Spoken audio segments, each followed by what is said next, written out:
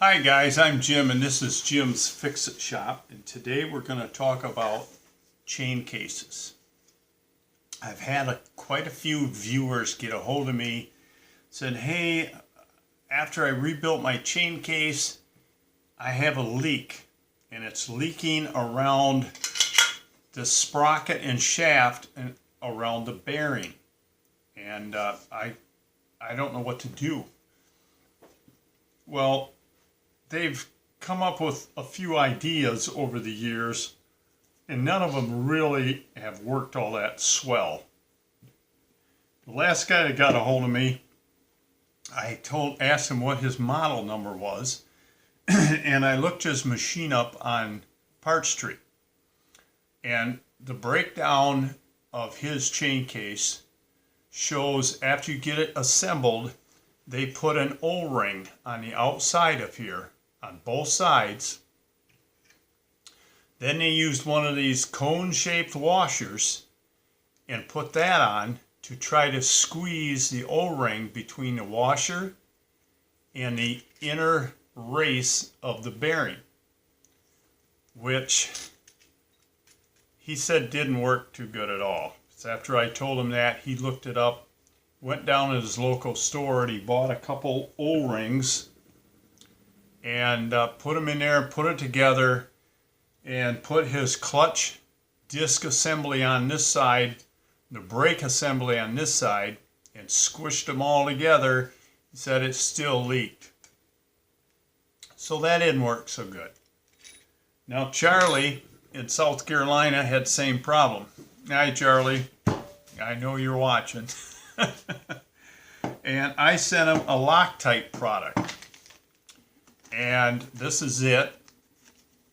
I can sell these to you if you want them. Otherwise, you may be able to find these on Amazon with free shipping. I can get these, my cost, for $3 a tube. And the shipping is $3.50. So for $6.50, I'll mail you one of these. And I'll even throw in a handy dandy Q-tip, because that's what I apply it with at work. I use this stuff at work all the time, and I buy it in a very large bottle because the more you buy, the cheaper it gets. Now Charlie's second chain case he put together, Snapper finally came up with a brilliant idea of putting an O-ring on the shaft. This was a shaft I experimented on because I wanted to do that to Charlie's shaft. And I was going to have him mail it to me. But then after I got looking at this one, because this one has the brake on the other side, it's got a large hole in it for the bolt that holds the brake on. So if I cut this snap ring, this O-ring groove in this shaft, it would end up breaking off at the point where I undercut the shaft at. So that was out. So I had him try this. He said that after he put it on, he said it did stop considerably, but it still leaked a little bit. Now that's with 80/90 in it. That's what I run in mine. So he went back to the Snapper lube and he said that didn't leak at all. But he said, I'm not sure if I got enough stuff on. It's quite thin, and it is. So I use a Q-tip. You want to apply it inside the bearing, get it all covered, and you want to apply it to the shaft, and then slip it together. What I would do, what I normally do on mine, is I use Permatex on the gasket. So I'll put Permatex on this cover, and I'll stick the gasket on. I'll put Permatex on this cover, so it's ready to go.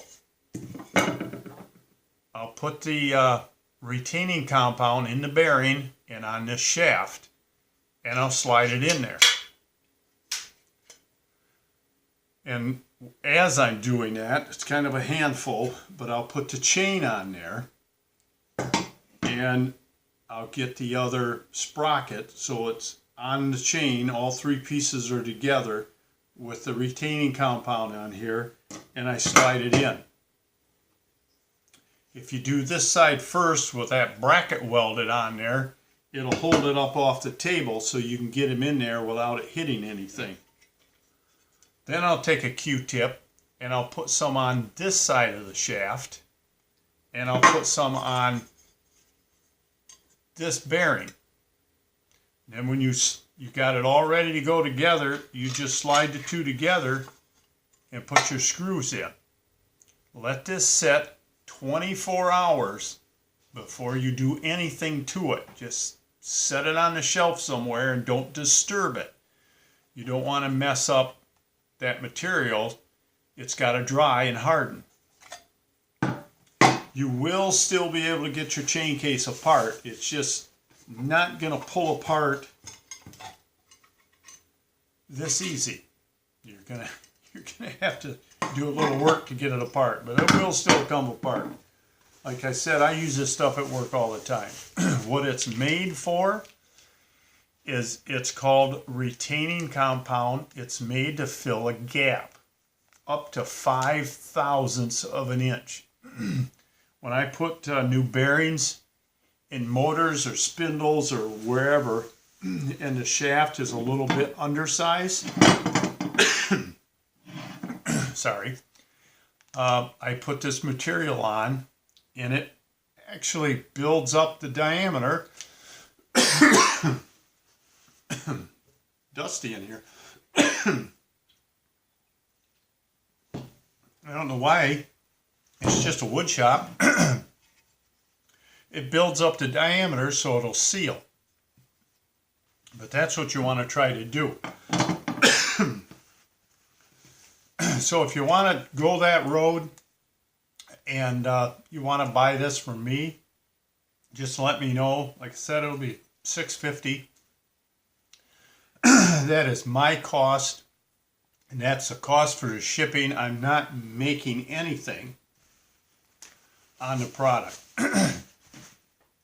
I don't sell anything on this channel for a profit. I sell it for exactly what I got into it.